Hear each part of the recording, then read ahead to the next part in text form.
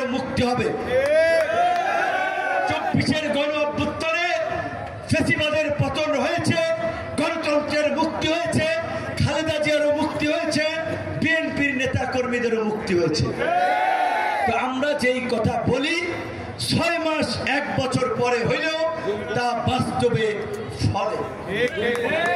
আজকে একটা কথা বলতে চাই, একদিকে আমরা আগামী ফেব্রুয়ারিতে নির্বাচনের জন্য রাজনৈতিক দলগুলো মাঠে নির্বাচনী গণসংযোগে নেমে পড়েছি।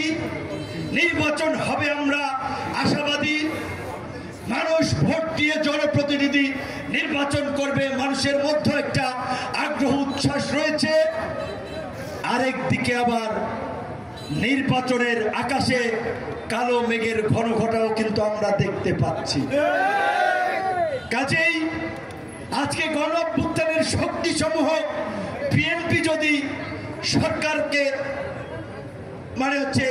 দুর্বল করে, জামাত যদি সরকারকে দুর্বল করে, আমরা যদি সবাই মিলে সরকারের একেবারে নগ্ন সমালোচনা করে সরকারকে নাস্তানাবুদ করি, তাহলে সামনে কিন্তু শনির দশা সবার জন্য অপেক্ষা করে।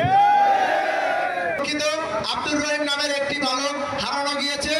তার জনাব শহীদুল ইসলাম ভাইকে আমরা একটি ঘোষণা দিচ্ছি। ঘোষণা বলতে হারানো